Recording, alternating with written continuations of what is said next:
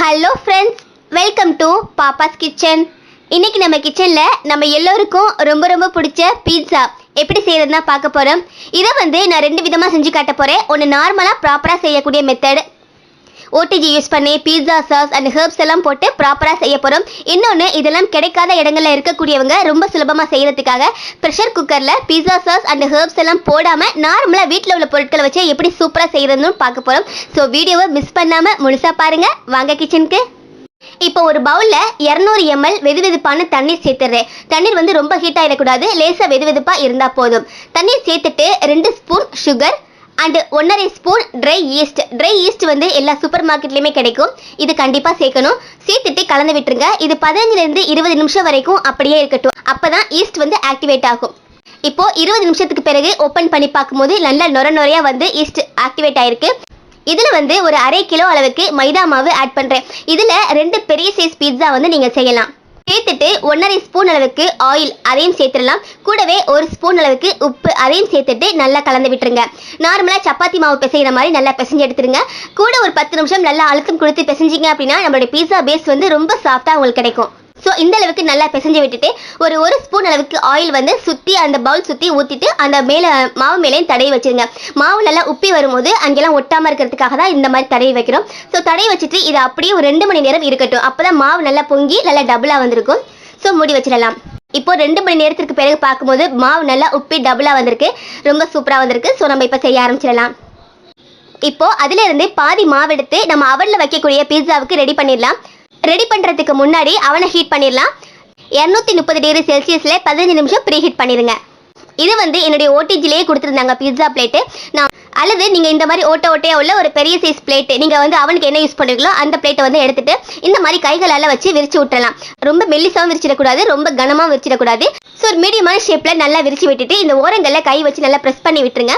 இப்போ ஒரு ஃபோர்க் வச்சுட்டு எல்லா இடத்துலையுமே இந்த மாதிரி குத்தி எடுத்துடலாம். இதே மாதிரியே எல்லா இடத்துலையுமே ஈவனாக குத்தி எடுத்துட்டு இது நார்மலாக சூப்பர் மார்க்கெட்டில் கிடைக்கக்கூடிய பீட்சா சாஸ் தான் எடுத்திருக்கேன். ஒரு 2 ஸ்பூன் அளவுக்கு அதில் சேர்த்துட்டு நல்லா பரப்பி விட்டுறேன். இது இல்லாமல் எப்படி செய்கிறது அப்படின்ட்டு நம்ம குக்கரில் செய்யும் போது பார்க்கலாம். ஸோ இந்த அளவுக்கு பீட்சா சாஸை எல்லா இடத்தையும் நல்லா ஸ்ப்ரெட் பண்ணி விட்டுட்டு மேலே கொஞ்சம் துருவி வச்ச சீஸ் ஆட் பண்ணுறேன். உங்கள் டேஸ்ட்டுக்கு தகுந்த மாதிரி நிறைய சீசஸ் கூட நீங்கள் ஆட் பண்ணிக்கலாம். மேலே ஃபுல்லாக ஒரு கோட் கொடுத்த மாதிரி சீஸ் தூவி விட்டுறேன். அடுத்ததாக நான் 3 கலர்லையுமே கேப்சிகம் எடுத்திருக்கேன். க்ரீன், எல்லோ அண்ட் ரெட் எடுத்துட்டு வெங்காயமும் நீளமான ஷேப்பில் கட் பண்ணி வச்சிருக்கேன். அது எல்லாத்தையும் ஈவனாக எல்லா பக்கமும் லேசாக தூவி விட்டுறேன். இது கூட நீங்கள் மஷ்ரூம், பன்னீர் அல்லது சிக்கன், நம்ம சிக்கன் 65 வரட்டுவோம் இல்லையா, அந்த மாதிரி வரட்டி வச்சுட்டு குட்டி குட்டியாக கட் பண்ணிட்டு கூட சிக்கன் பீஸா செய்யலாம். ஸோ உங்கள் டேஸ்ட்டுக்கு தகுந்த மாதிரி சேர்த்துக்கோங்க. ஆலிவ்ஸ் கிடைச்சது அப்படின்னா அது கூட ஆட் பண்ணிக்கலாம். நான் ஜஸ்ட் 3 கலரில் உள்ள இந்த கேப்சிகம் மட்டும் வச்சு செஞ்சு காட்டுறேன். இந்த மாதிரி ஈவனாக பரப்பி விட்டுட்டு மேலே கொஞ்சம் சீஸ் மறுபடிக்கும் தூவி விட்டுடலாம். ரொம்ப சூப்பராக இருக்கும். ஸோ மறுபடிக்கும் மேலே ஒரு கோட் சீஸ் ஃபுல்லாக கொடுத்துட்டு இப்போ ஹெர்ப்ஸ் நான் பீட்சா சீசனிங் கொஞ்சம் ஒரு 1/4 ஸ்பூன் அளவுக்கு மேலே லேசாக தூவி விடுறேன். எல்லா சூப்பர் மார்க்கெட்லையுமே கிடைக்கும். அடுத்ததாக சில்லி ஃப்ளேக்ஸ் கிடைக்கலனா கூட நீங்கள் வரமிளகாய் இருக்கு இல்லையா, அதை லேசாக ஒரு மாதிரி குருணை மாதிரி மிக்சியில் அரைச்சிட்டு அதை ஆட் பண்ணிக்கலாம். அடுத்ததாக இட்டாலியன் சீசனிங் அதுவும் கொஞ்சம் ஆட் பண்ணிக்கிறேன். இதெல்லாம் சேர்க்காம கூட செய்யலாம். சேர்த்திங்கன்னா பர்ஃபெக்டான பீட்சா கிடைக்கும். ஸோ எல்லாத்துலேயும் கொஞ்சம் 1/4 ஸ்பூனுக்கும் கொஞ்சம் குறைவாக ஜஸ்ட் ஃப்ளேவருக்காக தூவி விட்டுட்டு நம்மளுடைய பீட்சா ரொம்ப சூப்பராக ரெடி ஆயிடுச்சு. பார்க்கவே கலர்ஃபுல்லாக இருக்குது. இப்போ ஆல்ரெடி ஓவனை 15 நிமிஷம் ப்ரீ ஹீட் பண்ணி வச்சிருக்கோம். ஸோ ஓவனில் வச்சிடலாம். என்னுடைய ஓடிஜி பீட்சா மோடுன்னு தனியாக இருக்கும். ஸோ பீட்சா மோடில் வச்சு 230 டிகிரியில் வச்சு 20 நிமிஷம் வெயிட் பண்ணலாம். அடுத்ததாக ப்ரெஷர் குக்கரில் செய்கிறது. நீங்கள் ப்ரெஷர் குக்கரில் எடுத்துக்கலாம் அல்லது அடி கனமான பாத்திரம் ஒரு பெரிய பேன் மாதிரி இருந்துச்சுன்னா நீங்கள் அதில் கூட செய்யலாம். மணல் அல்லது தூளுப்பு ரெண்டில் ஏதாவது ஒன்று 1 இன்ச்சு கணத்துக்கு நல்லா தூவி விட்டுருங்க. எல்லா இடத்துலையும் நல்லா இருக்கிற மாதிரி தூவி விட்டுட்டு தூக்கி வைக்கிறதுக்காக ஒரு சின்ன ஸ்டாண்டு உள்ள வச்சிடலாம். இப்போ சேம் மெத்தட் தான். ப்ரெஷர் குக்கரில் வைக்கிற மாதிரி ஒரு பிளேட்டில் மாவை நல்லா பரப்பி விட்டுட்டு பீட்சா சாஸ் கிடைக்காத இடங்களில் சிம்பிளாக செய்கிறதுக்கு டொமேட்டோ கெச்சப்பும் அண்ட் சில்லி சாஸும் ஒவ்வொரு ஸ்பூன் போட்டு அதில் நல்லா ஸ்ப்ரெட் பண்ணி விட்டுறேன். பிகாஸ் பீட்சா சாஸில் கூட இது 2 டொமேட்டோவும் அண்ட் சில்லியும் தான் மெயினான இன்க்ரீடியன்ட். ஸோ அது ரெண்டையும் நம்ம மிக்ஸ் பண்ணி சேர்த்துட்டாவே உங்களுக்கு கிட்டத்தட்ட ஒரு 80% அதோட டேஸ்ட் கண்டிப்பாக கிடைக்கும். ஸோ லேசாக ஸ்ப்ரெட் பண்ணி விட்டுருங்க. அடுத்ததாக ஆஸ் யூஷுவல் எப்போதுமா தான் சீஸ் அண்ட் கேப்சிகம், ஆனியன் எல்லாத்தையும் எல்லா இடத்துலையும் பரவுற மாதிரி தூவி விட்டுருங்க. மேலே கொஞ்சம் மறுபடிக்கும் சீஸ் அதையும் இது பண்ணிடுங்க. நான் பீட்சா சாஸ் ஹெர்ப்ஸ் இல்லாமல் தான் குக்கரில் செஞ்சு காட்டுன்னு சொல்லியிருந்தேன். ஸோ அதனால எந்த ஹெர்ப்ஸும் அதில் ஆட் பண்ணலை.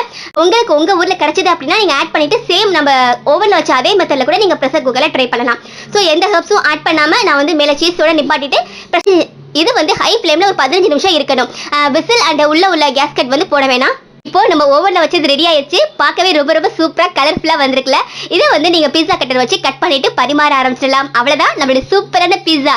ரொம்ப ரொம்ப சூப்பரா ரிச்சா நம்ம ரெஸ்டாரண்ட்ல கடைகள்ல பீஸா ஹட்ல வாங்கி சாப்பிடுற மாதிரி ரொம்ப பர்ஃபெக்ட்டா செஞ்சிருக்கோம். எந்த ஃபிளேவர் உங்களுக்கு பிடிக்குமோ அதை வந்து அதிகமா போட்டு உங்களுக்கு பிடிச்ச மாதிரி நீங்க வீட்லயே ரொம்ப ரொம்ப சுலபமா செஞ்சிடலாம்.